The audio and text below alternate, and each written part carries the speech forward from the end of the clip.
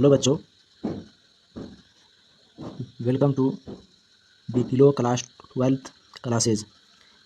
इस चैनल पे हम क्लास 12, 11, 10, 9, 8 इन सब सारे क्लास के मैथ,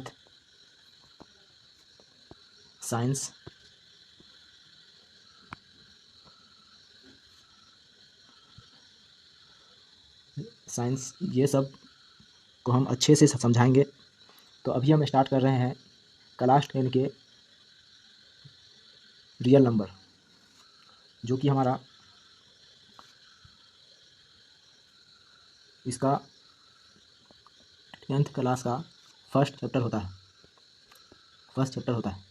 तो इसको स्टार्ट करने से पहले हम आपको नंबर के बारे में बताएंगे, और इसमें हम हिंदी और इंग्लिश दोनों में समझाने का कोशिश करेंगे और अच्छे से समझाएंगे। तो इसमें हमारा सबसे फर्स्ट जो होता है वो होता है प्राकृतिक संख्या।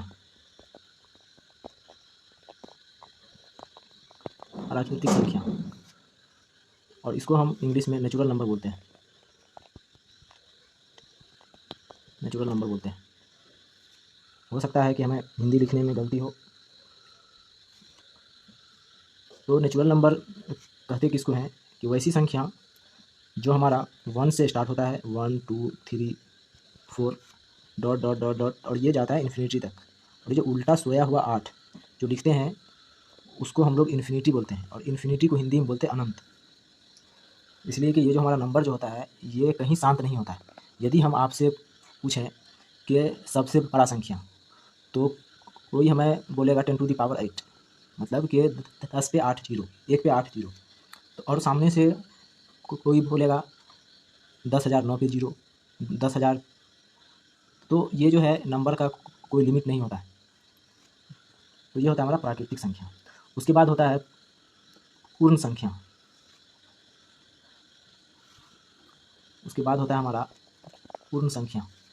ये जो पूर्ण संख्या जो है ये इसमें हमारा ज़ीरो भी इंक्लूड होता है। 0 1 2 3, तो ये सब जितना भी नंबर होता है इसको हम पूर्ण संख्या बोलते हैं।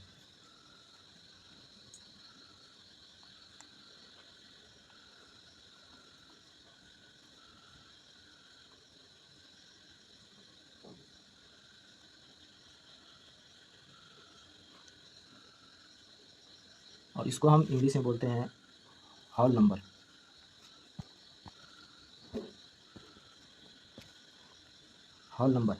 इसके बाद होता है पूर्णांक संख्या। और ये जो पूर्ण संख्या होता है ये हमारा 0 से स्टार्ट होता है और ये इन्फिनिटी तक जाता है। और फिर इसके बाद होता है हमारा पूर्णांक संख्या।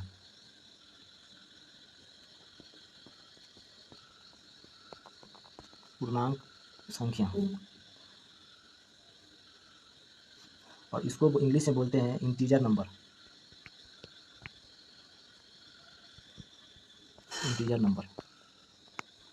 और ये जो होता है हमारा पॉजिटिव और निगेटिव दोनों नंबर इसमें इंक्लूड होता है।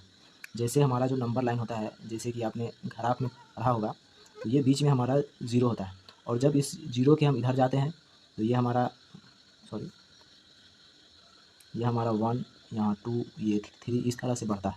और फिर जब हम यहाँ से इधर जाते हैं तो ये हमारा -1 -2 इस तरह से हमारा इधर को जाता है। तो यही जो पूर्णांक संख्या जो होता है ये, तो इसी को ये जो नंबर होता है जिसमें हमारा ये पॉजिटिव नंबर, ये 0 और ये निगेटिव नंबर तीनों जिसमें इंक्लूड होता है उसी को हम लोग पूर्णांक संख्या बोलते हैं। इसके बाद आता है हमारा सम संख्या।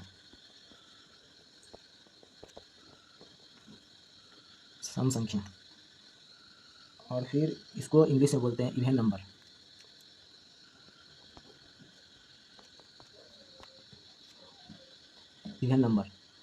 वैसी संख्या जो हमारा 2 से पूरी तरह से डिवाइड हो जाता है उसको हम लोग सम संख्या बोलते हैं।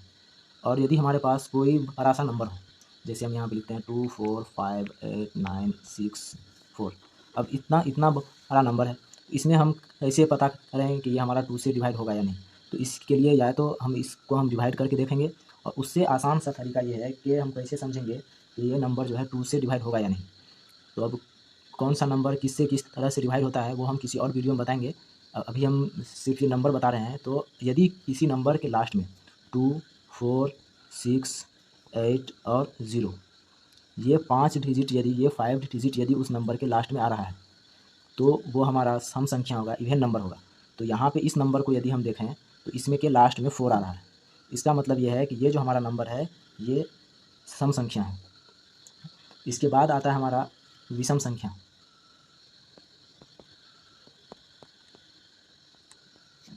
विषम संख्या, और इसको इंग्लिश में बोलते हैं ऑड नंबर।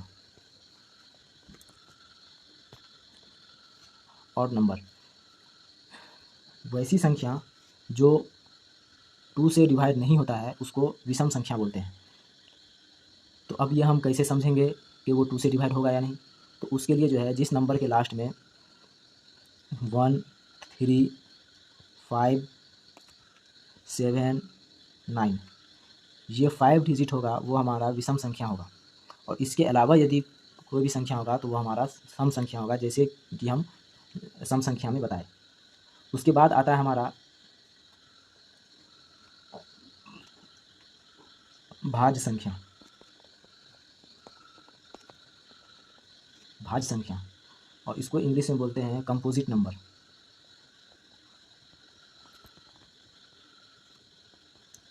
Composite number. तो भाज्य संख्या उस संख्या को बोलते हैं जो हमारा 1 और खुद के अलावा दूसरे संख्या से डिवाइड हो जाता है। जैसे हम यहाँ पे लिखते हैं 4, तो ये 4 जो है हमारा 1 से भी डिवाइड होगा, 2 से भी डिवाइड होगा और ये 4 से भी डिवाइड होगा। तो ये जो 4 जो है ये 1 से डिवाइड हो रहा है, तो यहाँ पे ये 4 से डिवाइड हो रहा है। और ये 1 और 4 से तो सारा नंबर डिवाइड होगा, चाहे हम कोई सा भी नंबर ले लें। लेकिन ये 4 जो है अलग से एक 2 से भी डिवाइड हो रहा है। तो इसका मतलब ये है कि ये हमारा जो है भाज्य संख्या है। इसी तरह से यदि हम लिखते हैं यहाँ पे 16 जो हमारा 1 से डिवाइड होगा, 2 से डिवाइड होगा, उसके बाद फिर 4 से डिवाइड होगा, उसके बाद फिर 8 से डिवाइड होगा। इसी तरह से जो हम इसका निकाल सकते हैं। तो और एक ये 16 से भी होगा। ये 16 जो हमारा 1 से भी डिवाइड हो रहा है, 16 से भी हो रहा है, और फिर ये सब सारे नंबर से भी डिवाइड हो रहा है।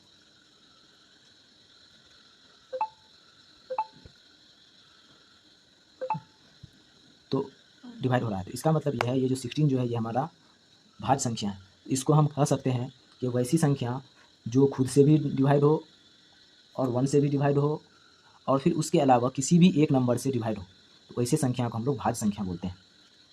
उसके बाद आता है अभाज्य संख्या। अभाज्य संख्या, और इसको हम लोग बोलते हैं प्राइम नंबर। Prime number. तो प्राइम नंबर किसको बोलते हैं? वैसी संख्या जो 1 और खुद के अलावा किसी दूसरे नंबर से डिवाइड ना हो। जैसे हम यहाँ पे लिखते हैं 5। 5 एक ऐसा संख्या है जो हमारा सिर्फ 1 और 5 से डिवाइड होगा और बाकी किसी भी नंबर से डिवाइड नहीं होगा। जैसे हम यहाँ पे लिखते हैं 7, तो 7 जो हमारा 1 और 7 से सिर्फ डिवाइड होगा, बाकी और फिर किसी भी नंबर से डिवाइड नहीं होगा। जैसे हम लिखते हैं 2, तो 2 एक ऐसा संख्या है जो 1 और 2 के अलावा किसी दूसरे संख्या से डिवाइड नहीं होगा। और फिर यदि इस तरह से कहीं क्वेश्चन आता है कि सबसे छोटा अभाज्य संख्या क्या है, तो ये 2 एक ऐसा संख्या है जो सबसे छोटा है और अभाज्य है। इसीलिए यदि एग्जाम में कभी भी पूछता है कि सबसे छोटा अभाज्य संख्या क्या है, तो वो 2 होगा। इसके बाद आता है सह अभाज्य संख्या।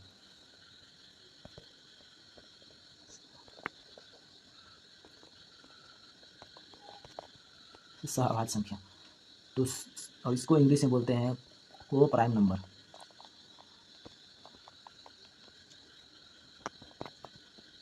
को प्राइम नंबर। तो को प्राइम नंबर उसको बोलते हैं जो 2 संख्या का HCF जो है वो 1 होता है। जैसे हम 11 और 12 को लेते हैं, तो इन दोनों का यदि हम HCF निकालेंगे तो वो हमारा 1 होगा। तो वैसी संख्या, वैसी 2 संख्या, ये 2 संख्या है, एक 11 है और एक 12 है। तो ये दोनों संख्या का जो है यदि हम फैक्टर ये HCF निकालेंगे, हाईएस्ट कॉमन फैक्टर निकालेंगे, तो वो हमारा 1 आएगा। सेम इसी तरह से हम 5 और 7 को लेते हैं तो इसका भी जो हम यदि HCF निकालेंगे तो ये हमारा 1 आएगा। तो ऐसी संख्या जिसका HCF 1 आता हो उसको हम लोग सह अभाज्य संख्या बोलते हैं। इसके बाद आता है हरमेय संख्या। हरमेय संख्या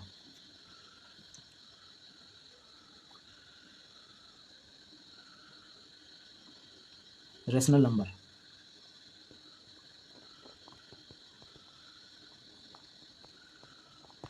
रेशनल नंबर वैसी संख्या जिसको हम लोग P/Q के रूप में लिख सकते हैं उसको हम लोग हरमेय संख्या बोलते हैं। जैसे हम यहाँ पे लिखते हैं 8। 8 के नीचे में यदि कुछ नहीं है तो इसके नीचे में 1 है जो कि हिडन होता है, इसको हम लोग हर जगह लिखते नहीं हैं। तो यहाँ पे हमारा P के जगह पे मेरा 8 है और Q के जगह पे 1 है। और एक चीज़ और इसमें ध्यान रखना है कि Q जो है वो हमारा कभी भी 1 0 के बराबर नहीं हो सकता है। यदि हमारा Q 0 हो जाएगा तो वो परमेय संख्या नहीं होगा।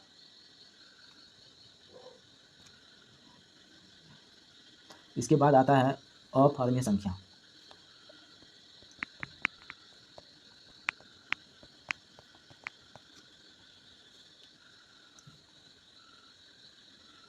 इसको हम लोग इंग्लिश में बोलते हैं इरेशनल नंबर।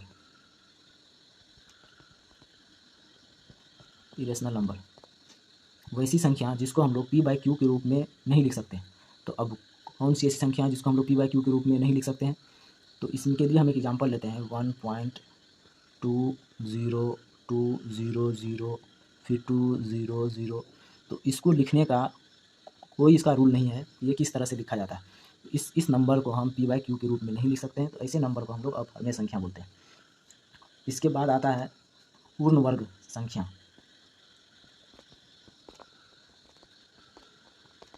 पूर्ण वर्ग संख्या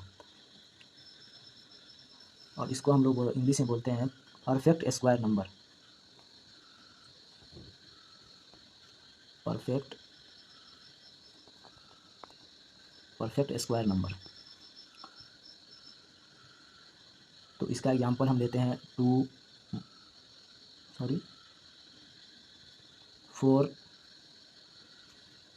3 का स्क्वायर 9, 4 का स्क्वायर 16, 5 का स्क्वायर 25। तो ये सब हमारा जो है परफेक्ट स्क्वायर होता है, तो इसीलिए हम लोग इसको पूर्ण वर्ग संख्या परफेक्ट स्क्वायर नंबर बोलते हैं। इसके बाद आता है हमारा पूर्ण क्यूबिक नंबर। पूर्ण घन संख्या और इसको हम लोग इंग्लिश में बोलते हैं perfect cube number. CT perfect cube number. जैसे हमारा हो गया 2 का स्क्वायर 8, 3 का स्क्वायर 27 क्यूब,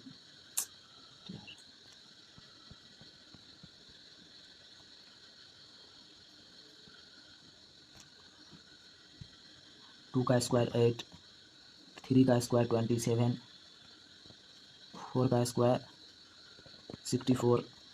तो इसको हम लोग पूर्ण घन संख्या बोलते हैं। तो अभी तो हमारे दिमाग में बस यही सा नंबर आ रहा है और आगे आने वाले वीडियो में देखेंगे, यदि और भी नंबर आया तो उसके बारे में हम आगे आने वाले वीडियो में बता देंगे।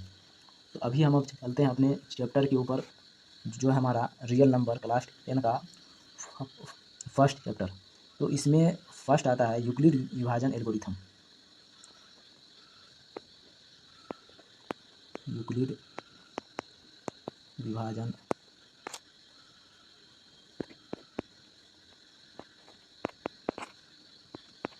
एल्गोरिथम, इसको हम लोग इंग्लिश में बोलते हैं Euclid division algorithm.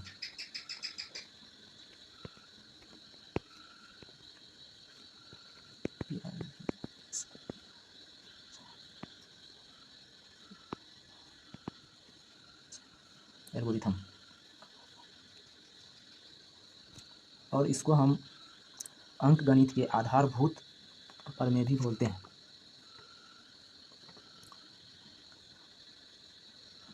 Fundamental theorem of algorithm. इसमें जो है बेसिक सा ये होता है कि यदि हम किसी नंबर को a को हम b से डिवाइड करते हैं तो हमको ये q आता है और नीचे में रिमाइंडर जो हमारे पास r बचता है। तो ये r जो है हमेशा b से छोटा होता है। ये r जो है हमेशा b से छोटा होता है। यदि हमारा आर बी से बड़ा हो जाएगा तो ये फिर से जो है उससे डिवाइड हो जाएगा और ये इससे छोटा ही आएगा। तो इसके बीच में कुछ भी आ सकता है। तो इसको समझने के लिए, और इसी को हम लोग लिखते हैं a is equal to b q plus r. इसको हम समझने के लिए एक नंबर लेते हैं, 2 से हम 9 को डिवाइड करते हैं। इसको जब हम इससे डिवाइड करेंगे तो 4 8 1, तो ये 1 जो है इस 2 से छोटा है। तो इसको हम लिख सकते हैं 9 is equal to 4 into 2 plus 1। जब हम इसको मल्टीप्लाई करेंगे तो ये हमारा 9 के इक्वल आएगा। यदि हमारा इक्वल नहीं आता है तो इसका मतलब यह है कि ये जो हम डिवाइड कर रहे हैं इसमें कहीं ना कहीं हमारा गलतियाँ हुआ है। इसका यूज हम एचसीएफ निकालने के लिए करेंगे। जब हम आगे चैप्टर में जब जाएंगे तो हम इसके बारे में बात करेंगे और इसका यूज करेंगे। जैसे कि आपने बचपन में जोड़ घटाव गुणा भागा सीखा होगा, तो बस वही सेम ये भागा ही है, ज़्यादा इससे घबराने की कोई ज़रूरत नहीं है। तो बस एक सिंपल सा ये भागा होता है, उसी को हम लोग जो है एक इसका स्टैंडर्ड नाम जो है देते हैं, जिसको हम लोग यूक्लिड विभाजन एल्गोरिथम बोलते हैं या फिर फंडामेंटल थ्योरम ऑफ अलजेब्रिक बोलते हैं। तो इस वीडियो में इतना ही। अगले वीडियो में हम इसके और भी आगे टॉपिक के बारे में बात करेंगे। और यदि आपको कहीं भी समझ में नहीं आता है तो आप हमें मेल पे कांटेक्ट कर सकते हैं या फिर हम अपना व्हाट्सअप नंबर डाल देंगे, तो आप हमसे व्हाट्सअप पे कांटेक्ट कर सकते हैं। और फिर आपको जो टॉपिक समझ में नहीं आता है उसके लिए आप हमें कमेंट करेंगे, तो हम आपको उस टॉपिक को अच्छे से समझा देंगे। वैसे हम हर एक सब्जेक्ट का जो मैंने बताया, हर सब्जेक्ट का हम अच्छे से वीडियो बनाएंगे और आपको बताएंगे। तो इस वीडियो में इतना ही, मिलते हैं अगले वीडियो में, तब तक के लिए ओके।